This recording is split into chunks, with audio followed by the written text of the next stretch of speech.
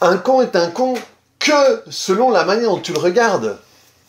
Salut, cette semaine, je vais te parler de relations. Donc, je vais te parler aujourd'hui des relations normales, mercredi par rapport au poids et vendredi par rapport aux abus sexuels.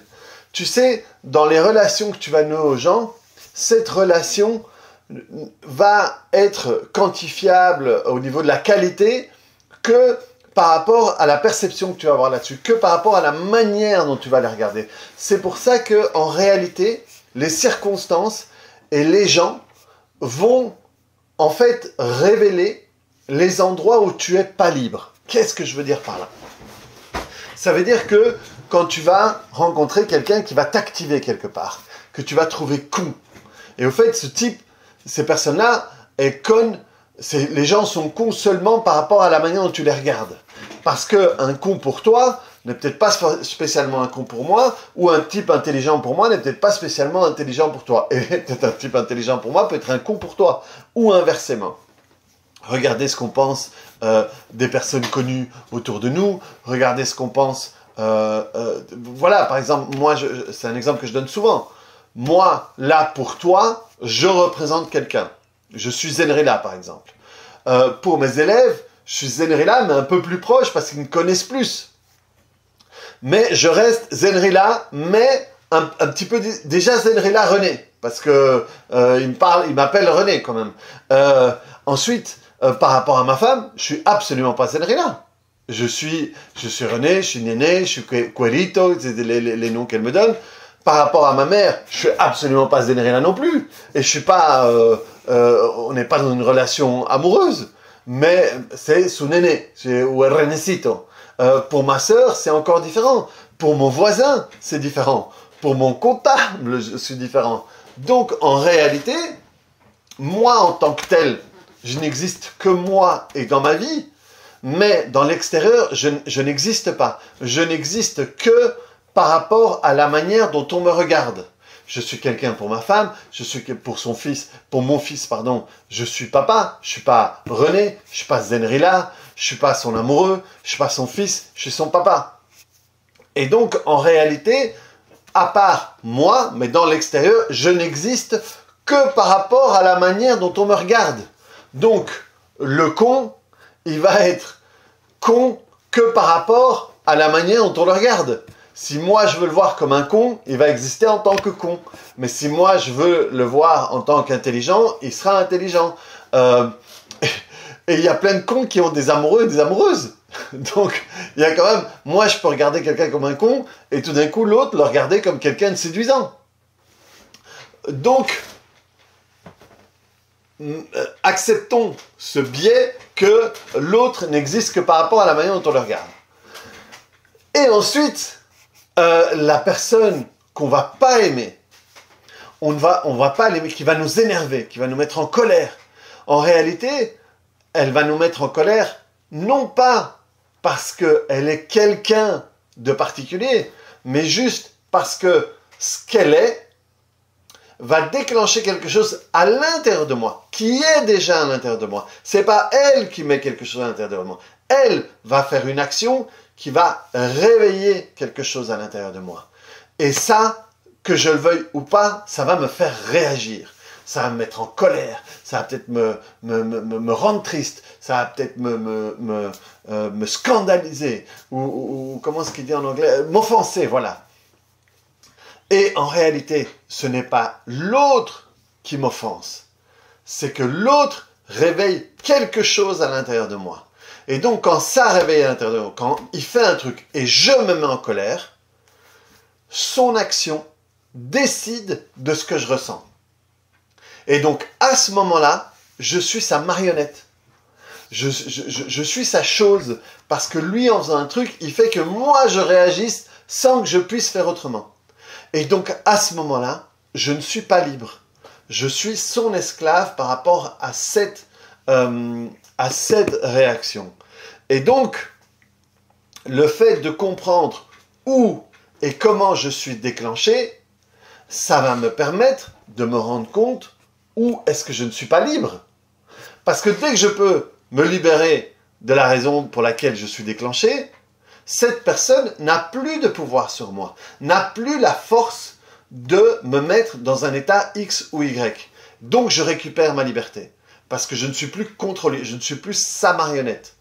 Et c'est intéressant même d'aller plus loin, parce qu'en réalité, où et quand je suis déclenché, va me permettre de me rendre compte où est la menace pour moi.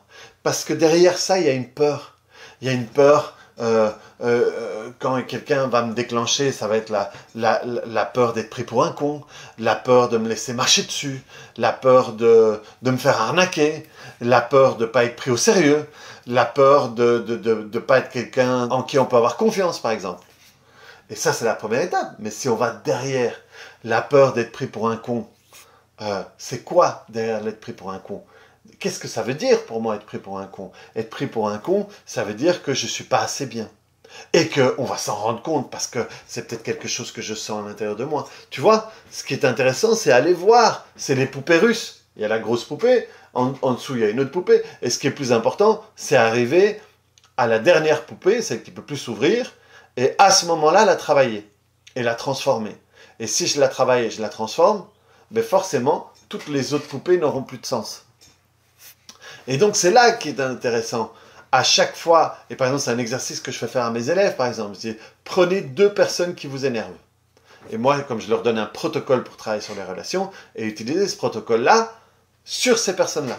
Et je leur donne souvent l'exemple d'une dame un peu connue dans notre milieu en Belgique, surtout quand j'ai commencé, et qui me sortait par tous les trous de nez. Je ne la supportais pas. Et je ne comprenais absolument pas tout ce que je te disais maintenant. Ça veut dire que pour moi, c'est elle qui était comme ci, qui était comme ça, qui était ci. J'avais tous les noms pour elle. Mais que c'était absolument pas moi le problème. Jusqu'au moment où j'ai compris ça. Et quand j'ai travaillé ça, elle n'a absolument pas bougé, mais moi, j'ai changé. J'ai changé de perception. Ça veut dire qu'aujourd'hui, c'est quelqu'un que je vois rarement, mais quand je la vois ou je lui parle, je suis très content parce que c'est quelqu'un pour qui j'ai de la tendresse. Et elle continue à faire des mêmes trucs parfois où maintenant je le vois et je ris. Je dis mais comment est-ce qu'elle fait ça quoi? Mais je suis plus du tout dans la colère, plus du tout dans le jugement ou quoi que ce soit. Et donc en réalité, ça a été un éducateur pour moi cette personne-là parce qu'elle m'a permis de me rendre compte où je n'étais pas libre, où il y avait une blessure, où j'étais déclenché. Et à ce moment-là, quand tu te rends compte de ça, c'est le prendre et le travailler. Tu peux le travailler en me contactant ou un de mes élèves, ou alors simplement tu prends cette vidéo-ci, dont j'oublie toujours le numéro qui est juste ici. C'est une séance à faire où tu peux faire la séance là-dessus. Tu prends cette personne-là et tu suis tout ce que je dis dans la vidéo et tu le travailles.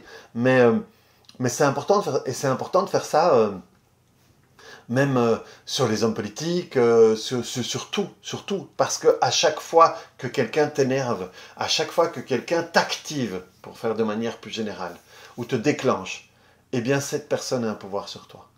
Et les explications que je donne, elles sont neutres, c'est ni positif ni négatif. Ça veut dire que mon fils, quand il apparaît, il me déclenche dans le bon sens du terme. Ça veut dire que j'ai des symptômes d'amour envers lui. Ça veut dire que je suis activé quand je le vois. Et donc, d'une certaine manière, il a un pouvoir sur moi. Ma femme, quand je la vois, elle m'active. Ma mère, ma sœur, mes neveux m'activent. Parce que je ressens l'amour, je ressens la tendresse pour eux. Et donc, ils ont un pouvoir sur moi. Parce que ça, je ne le contrôle pas. Je les vois, je souris, j'ai envie de les câliner, j'ai envie de jouer avec eux, même mon chien, je suis la marionnette de mon chien parce que je la vois et truc à la con où je joue avec elle ou quoi que ce soit.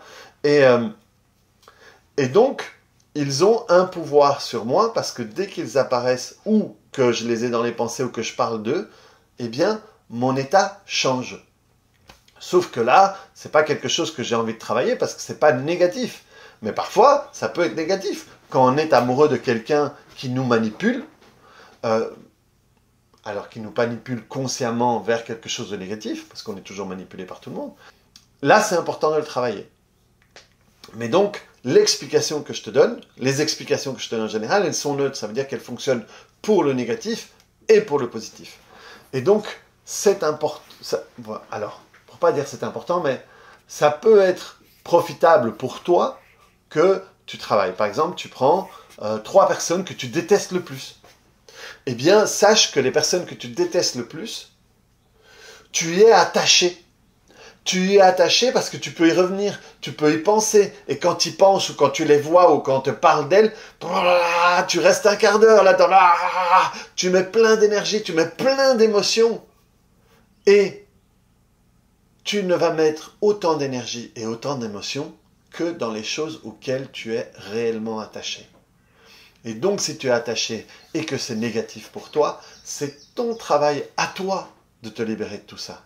C'est illusoire de croire que l'autre doit arrêter de faire quelque chose pour que toi, tu ne sentes plus ça. À ce moment-là, tu prends la position de victime, vu que ce que tu sens à l'intérieur est déterminé par l'extérieur. Alors que tu es toujours en pouvoir de ce que tu vas ressentir. Il suffit que tu le travailles, il suffit que tu t'en libères, et la personne perd tout le pouvoir qu'elle a sur toi. Ça a l'air, si tu n'es pas habitué à ce genre de discours, ça peut te surprendre, mais je t'assure que c'est aussi simple que ça. Et c'est comique, hein, dans mes formations, j'ai vu plein de fois des gens qui étaient très surpris en se disant « mais comment ça se fait ? Comment ça se fait qu'il ait changé de cette manière-là, ou la séance que tu l'as fait la changer. » Non, non, non, c'est le travail sur toi, c'est le changement de perception sur toi qui t'a permis de créer une autre relation avec la personne.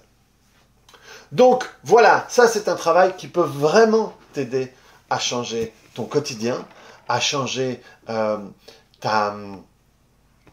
faiblesse, même parfois envers les gens qui te déclenchent. Et donc, ça va te permettre de te rendre compte dans quels endroits tu n'es pas libre.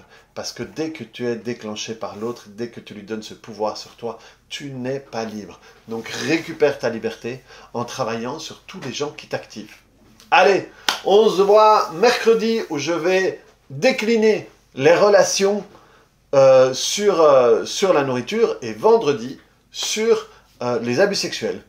Donc, je t'invite à voir cette vidéo qui parle des 3 choix qui dessinent ma vie, qui peuvent t'aider encore plus à aller plus loin là-dedans. Allez, salut!